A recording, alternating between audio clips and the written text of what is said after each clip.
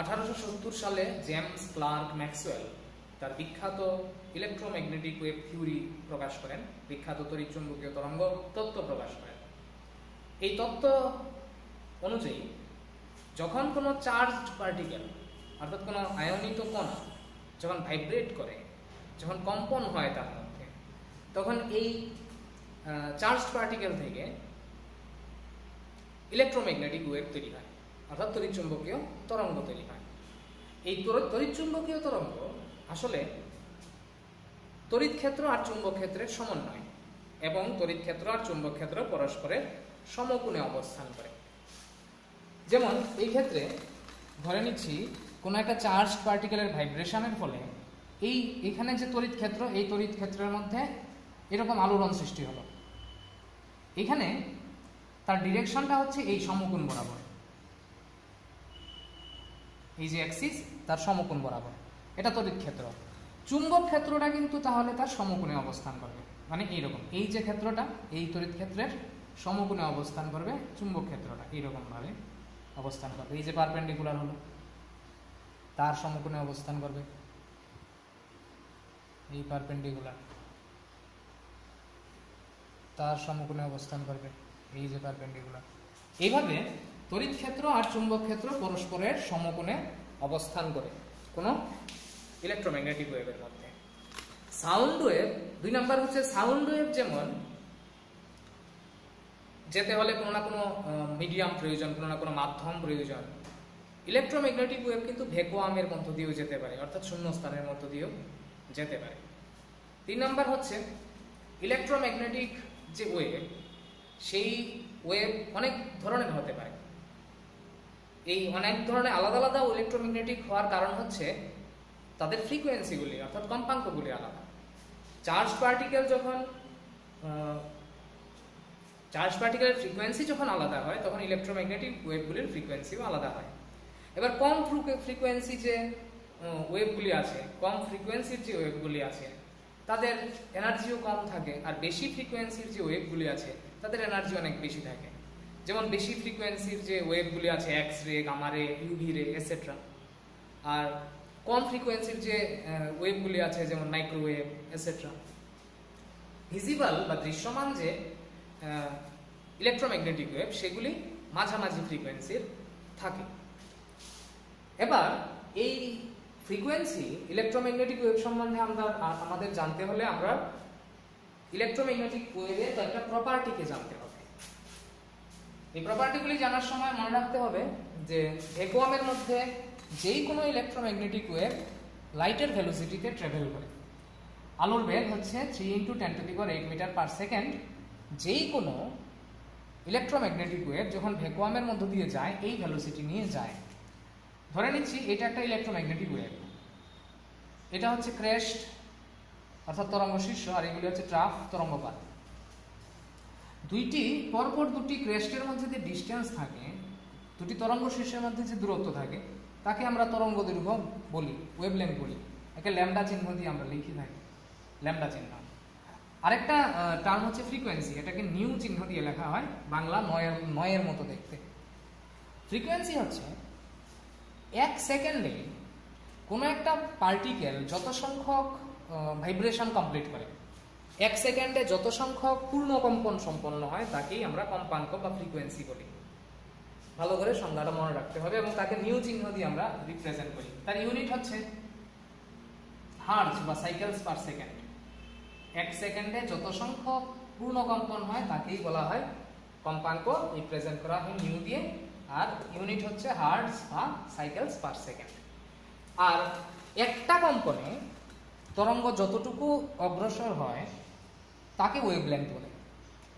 একটা কম্পনে তরঙ্গ আসলে এতটুকু ডিস্টেন্স কভার করে। দুইটা তরঙ্গ শীর্ষ অর্থাৎ দুইটা ক্রেস্টের মধ্যে যে ডিস্টেন্স বা দুইটা তরঙ্গপাতের মধ্যে যে ডিস্টেন্স, সেই ডিস্টেন্সটা যায় তরঙ্গ একটা কম্পনে। এই যে দূরত্বটা এটাকে বলা হয় ওয়েভলেন্থ বা তরঙ্গ দৈর্ঘ্য। তাহলে এটা হচ্ছে তরঙ্গ দৈর্ঘ্য বা ওয়েভলেন্থ। এই দুইটা টার্ম খুব ভালো করে মনে রাখতে হবে। ওয়েভলেন্থ কি, এর একক কি। ওয়েভলেন্থ যেহেতু এটা দৈর্ঘ্য তাই এর একক সিজিএস সেন্টিমিটার, আর এসআই এতে মিটার। সিজিএস সেন্টিমিটার আর SI ইউনিটে মিটার। এই দুটার ইউনিটটাও খুব ভালো করে মনে রাখতে হবে। এবার আমরা যেমন সাউন্ড ওয়েভের বেলায় দেখেছিলাম velocity equal to frequency into wavelength, beg equal to কম্পাঙ্ক ইন্টু তরঙ্গ দৈর্ঘ্য। এই আইডিয়াকে যদি আমরা ইলেকট্রোম্যাগনেটিক ওয়েভের বেলায় এক্সটেন্ড করি তাহলে আমরা পাবো ইলেকট্রোম্যাগনেটিক ওয়েভের ভেলোসিটি ইকুয়াল টু তার কম্পাঙ্ক ফ্রিকোয়েন্সি ইন্টু ল্যামডা। তাহলে আর ইলেকট্রোম্যাগনেটিক ওয়েভের যে ভেলোসিটি সেটা হচ্ছে c, তাহলে আমরা লিখতে পারি c equal to new into lambda. এখানে c হচ্ছে যে কোনো ইলেকট্রোম্যাগনেটিক ওয়েভের ভেলোসিটি, নিউ হচ্ছে তার ফ্রিকোয়েন্সি আর ল্যামডা হচ্ছে তার ওয়েভলেন্থ। এই ইকুয়েশনটা খুব ইম্পর্টেন্ট, এটা থেকে আমরা c আমরা সবসময় জানি লাইটের ভেলোসিটি, তাহলে নিউ যদি জানি আমরা ল্যামডা বের করে নিতে পারবো, ল্যামডা জানলে আমরা নিউ বের করে নিতে পারবো। এবার এই সংক্রান্ত একটা প্রবলেম আমরা এখানে দেখছি। প্রবলেমটা হচ্ছে the range of wavelength in visible range is 400 nanometer to 750 nanometer. What is the range of frequency? এর মানে ভিজিবল রেঞ্জ অর্থাৎ দৃশ্যমান আলোক রশ্মির একটা তরঙ্গ দৈর্ঘ্যের যে রেঞ্জ বিস্তার সেটা 400 ন্যানোমিটার থেকে 750 ন্যানোমিটার পর্যন্ত।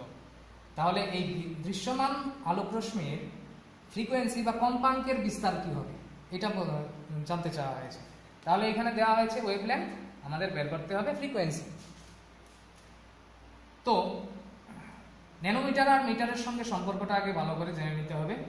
1 nanometre equal to 10 to the power -9 metre. এই সম্পর্কটা ভালো করে মনে রাখবেন, ইম্পর্টেন্ট রিলেশন। তাহলে আমরা যদি এই 400 ন্যানোমিটারকে এটা ওয়েভলেন্থ দেওয়া আছে, ফ্রিকোয়েন্সিতে নিতে চাই, তাহলে আমরা c equal to new lambda use করব। এখানে c তো আমরা জানি 3 into 10 to the power 8। New এর ভ্যালু তো আমাদের বের করতে হবে, নিউ ইন্টু ল্যামডার ভ্যালু দেওয়া হয়েছে 400 ন্যানোমিটার, অর্থাৎ 400 into 10 to the power -9 metre. তাহলে এখান থেকে নিউ কত হবে? নিউ হবে 3 into 10 to the power 8 divided by 400 into 10 to the power -9। তাহলে এটার যে রেজাল্ট হবে 7.50 ইন্টু 10 টু দি পাওয়ার 4। এটা হচ্ছে 400 ন্যানোমিটারের ফ্রিকোয়েন্সি। আর 750 ন্যানোমিটারের ফ্রিকোয়েন্সি বের করতে হলে আবার এই ইকুয়েশনে আমরা যাব c equal to n lambda. c এর জায়গায় হবে 3 into 10 to the power 8 equal to new বের করব, নিউ ইন্টু 750 আর ওয়েভলেন্থ দেওয়া আছে কত 750 ন্যানোমিটার, তাহলে মিটারে নিলে হবে 10 into 10 to the power 9।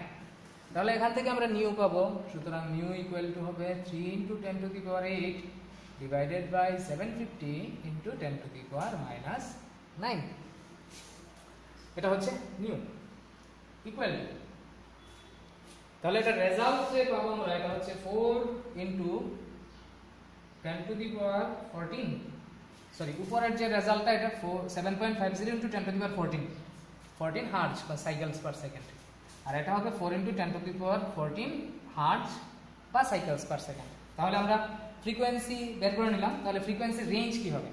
ফ্রিকোয়েন্সির range সবসময় কম থেকে বেশির দিকে হয়, তাহলে রেঞ্জটা হবে 4 into 10 to the power 14 to 7.50 into 10 to the power 14। এই হচ্ছে ফ্রিকোয়েন্সির রেঞ্জ। এবার আমরা প্লাঙ্কের কোয়ান্টাম তত্ত্বটা একটু বলে রাখি। এটা আমরা নেক্সট ভিডিওতে প্লাঙ্কের কোয়ান্টাম তত্ত্বটা একটু বিস্তারিত আলোচনা করব। এখন আমরা তত্ত্বটা একটু জেনে রাখছি। প্লাঙ্কের কোয়ান্টাম তত্ত্ব হচ্ছে শক্তি যখন শোষণ বা বর্জন হয়, শক্তি নিরবিচ্ছিন্নভাবে শোষিত বা বর্জিত হয় না। শক্তি কতগুলি প্যাকেটের আকারে শোষিত বা বর্জিত হয়। এই প্যাকেটগুলিতে শক্তির মান নির্দিষ্ট থাকে এবং এই যে প্যাকেটগুলি, এই প্যাকেটগুলিকে কোয়ান্টাম বলা হয়, শক্তির কোয়ান্টাম বলা হয়, এনার্জির কোয়ান্টাম বলা হয়। এই প্যাকেটের মধ্যে কি পরিমাণ এনার্জি আছে, শক্তি আছে, তা নির্ভর করে ওই তরঙ্গের কম্পাঙ্কের উপর। তরঙ্গের কম্পাঙ্ক যত বেশি থাকে শক্তি তত বেশি থাকে, কম্পাঙ্ক যত কম হয় শক্তিও তত কম হয়। এটা হচ্ছে প্লাঙ্কের কোয়ান্টাম থিওরি। এটা সম্বন্ধে আমরা পরবর্তী ভিডিওতে আলোচনা করব। সবাই ভালো থাকবে। জয় হিন্দ।